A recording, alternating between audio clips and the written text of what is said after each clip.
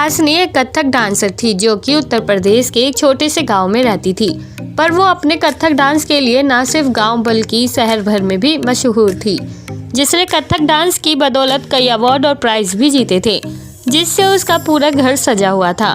तभी एक बार उसके घर नक्श और गायत्री नाम का कपल आता है, जो सुहासिनी से कहते हैं कि हेलो मैडम, आप कैसे हैं? हम मुंबई शहर से आए हैं। दरअसल मुंबई में एक बड़ा कथक डांस कंपटीशन होने जा रहा है, जिसमें शहर भर के नहीं बल्कि देश भर के मशहूर और टैलेंटेड आर्टिस्ट पार्टिसिपेट करने वाले हैं।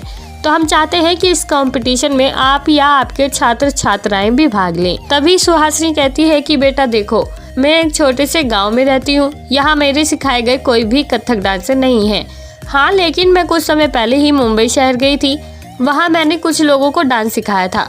मैं उनसे कांटेक्ट करती हूँ, फिर बताती हूँ, तुम 2 मिनट वेट करो। यही कहकर सुहासिनी मुंबई शहर कॉल लगाती है और अपनी एक राजश्री नाम के स्टूडेंट को इस बारे में सारी जानकारी देती है। तभी राजश्री कहती है कि मैम, मैं तो मुंबई शहर में नहीं हूँ, इसलिए मैं इस कंपटीशन में पार्टिसिपेट नहीं कर सकती, पर मैं आपको 2 लड़कियों का नंबर दे देती हूँ, वो कथक डांसर में माहिर है। यही कहकर राजश्री सुहासिनी को उन 2 डांसर का नंबर देती है और एड्रेस भी।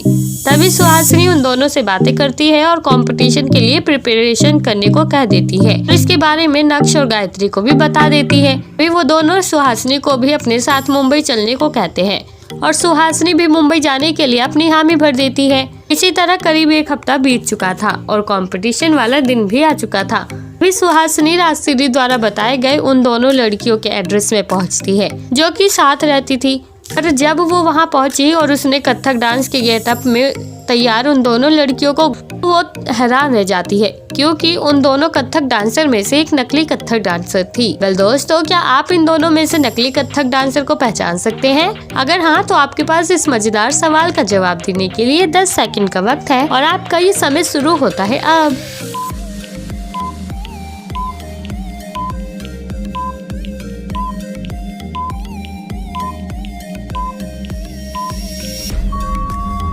दोस्तों, उन दोनों में से नंबर 2 वाली लड़की नकली कथक डांसर है, क्योंकि कथक डांस के गेटअप में पैरों में घुंघरू पहने जाते हैं, ना कि पायल। पर फिर भी नंबर 2 वाली कथक डांसर ने अपने पैरों में घुंघरू नहीं बल्कि पायल पहनी हुई है, जिसे देखकर ही सुहासिनी समझ जाती है कि वो नकली कथक डांसर है। तो दोस्तों, क्या आपका भी यही जवाब था और आपने नकली कथक डांसर को पहचानने में कितने सेकंड का वक्त लिया? आप हमें कमेंट बॉक्स में कमेंट करके जरूर बताएं और साथ ही ऐसी और मजेदार पहेलियों के जवाब देने के लिए आप हमारे चैनल को सब्सक्राइब करना ना भूलें।